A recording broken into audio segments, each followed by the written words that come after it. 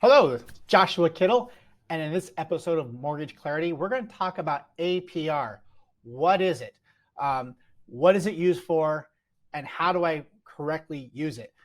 This is one of those things that's got a lot of people kind of mystified. And so we're going to try to demystify that and really kind of help you. So let's just start out first with what's the purpose and why is it that lenders are always showing it? Well, the reason they always show the APR or should be showing the APR is, well, it's the law. Anytime a lender quotes you a rate or publishes a rate, they should include the corresponding APR right next to the interest rate in just the same kind of format and bold so that you're not trying to hide it, okay?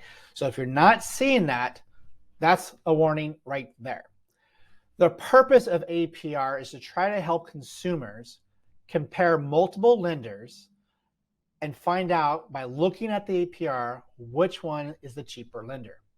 Problem is, most people don't understand APR. You'll be surprised actually how many lenders don't understand APR. And so they don't know what they're comparing, and they falsely look at just APRs without understanding all the other components. So let's dive into this right now and talk about this. So first, how is the APR calculated? The purpose of APR, again, as we mentioned, is to show you the cost of a loan program for multiple lenders as a percentage versus a dollar amount.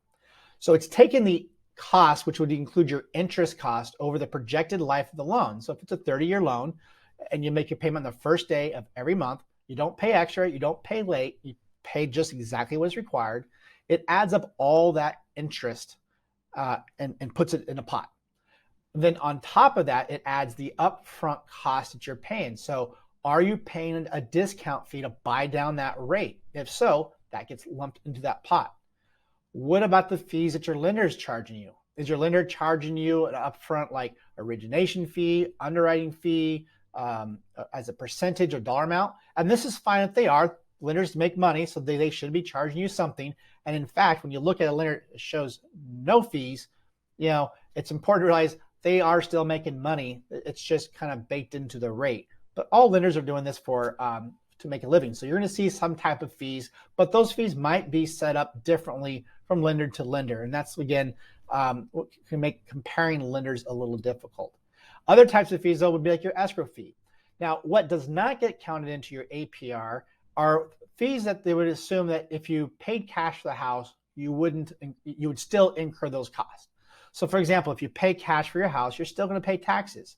So any prorated taxes or escrow accounts that are setting up for the taxes or homeowners insurance, that does not get put into your APR calculation because it's assumed that if you paid cash for your house, you're still going to insure it.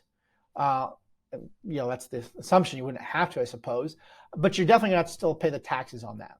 So that's what goes into it. So why is it that people then get confused and misuse APR? So it gets misused a couple ways. The most common way it gets used is people focus on just the APR without realizing that unless you're comparing everything at 100% from lender to lender, you're getting a false reading. So you cannot use an APR on a 30-year rate to compare that to the APR on a 20-year rate. It's not going to give you, it's not what it's designed to do, and it's not going to give you accurate reading. You also can't compare the APR, let's say a rate of 3.5%, and then compare that to a lender who's quoting a rate of 3.375%, and then just look at the APR and think you're doing a comparison. That's telling you exactly nothing. So in order to use APR correctly, you need to get a quote from the lenders on the same day, because from day to day, the market changes. And if you happen to get caught in a volatile market, you might be thinking that one lender is cheaper or more expensive than they really are, and the actual change was just the market. So we need to make sure that the credit score you're telling the lenders is the same. The down payment's the same. The property type, a manufactured home versus a site-built home, will not have the same rate. Therefore, your APR will be different. So if one lender, you told them is a manufactured because they asked, and the other lender never asked, and they're just going to assume it's a site-built, you're going to get a false reading on that APR. So again, make sure everything's the same. Interest rate, credit score, down payment, property type. There's a dozen other things in the same day. And I'd even say on some volatile days, the difference between one lender quoting you in the morning versus the afternoon, again, slight differences in that APR could just be changed in the market.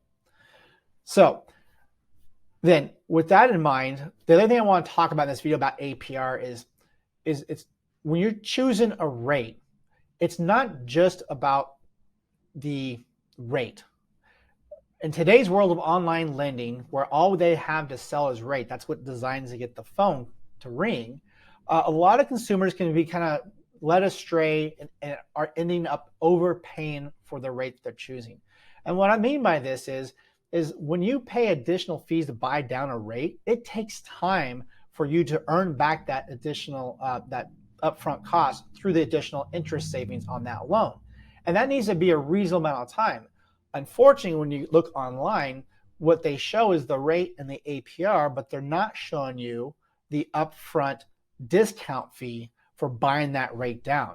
And so this is again designed for that rate conscious person who all they look at the rate without really understanding what goes into affordability, and they get the phone to ring.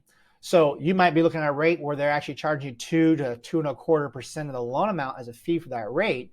And then once you pick up the phone, you get kind of into the transaction. And sometimes people get pretty far into the transaction before they realize that their cash to close is $15,000, $20,000 more than they thought, because they're having to pay for that discount fee.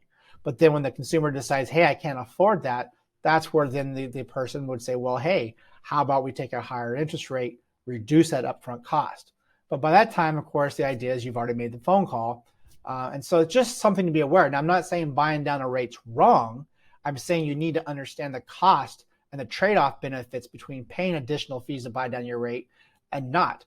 And there's a lot that goes into that a good loan advisor should be helping you understand how different rates compare to each other in both upfront cost, monthly maintenance cost, what those break-even points are.